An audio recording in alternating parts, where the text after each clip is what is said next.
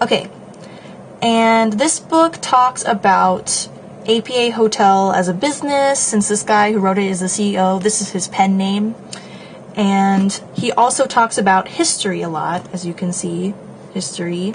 And one thing that he mentions pretty often, very many times actually, is the Nanjing Massacre. And we just picked out a few quotes so you guys can see what is actually written in this book that appears in all of the hotel rooms in these hotels, which are very widespread. So let's start off. There's something on page 15 I'm going to show you. So right here, okay, there you go. And he writes, Japan also has the potential to attract 50 or 60 million foreign tourists in the future. Japan is located near countries with large populations such as India, China, and Indonesia, and is benefiting as these nations' income levels rise. I do feel that this is hindered by conflict with China and South Korea, stemming from historical issues. But China has toned down its claims that 300,000 people were slaughtered at Nanking and that the Senkaku Islands are Chinese territory, perhaps because it becomes increasingly clear that these are falsehoods the more these issues are discussed. Okay. So, that's pretty shocking. Okay. Moving on to page 25. He writes, so that sufficient responses can also be made to China and South Korea, I will provide support to the maximum degree so the Abe administration becomes a long-term government. Okay, so basically it seems like what he's saying here is that the money from people staying in his hotels is going to support his political views, which seems like something that a lot of people would disagree with or not be happy about. So,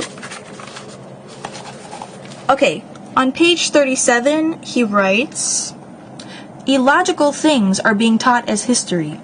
Take, for example, the theory of the massacre of 300,000 people in Nanking. It is known that before the fall, the population of Nanking was approximately 200,000, and that 1 month after the fall, it was 250,000, making it impossible for 300,000 people to have been slaughtered in between.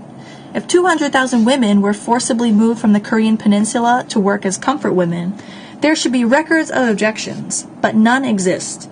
Therefore, neither the Nanking Massacre nor the forceful displacement of comfort women took place. Yet both China and Korea turned their backs to their own actions and repeatedly accused Japan of these untruths. And then he even continues on saying, China and South Korea continue to make claims regarding the imaginary Nanking Massacre and forced prostitution for their national benefits. So, yeah, there you go. Technically, he has every right to put this in his hotels, and he has every right to say and believe whatever he wants. But the fact that he is taking the money of Chinese and Korean tourists who stay at his hotels without them being aware of his political views and where their money is going when they stay at this hotel just strikes me as disrespectful and kind of dishonest. 要是我一开始就知道这个信息的话，我是绝对不会订阅这个酒店的。而且我们也是在这个酒店第2个晚上才无意之间发现这本书，然后才读了一下。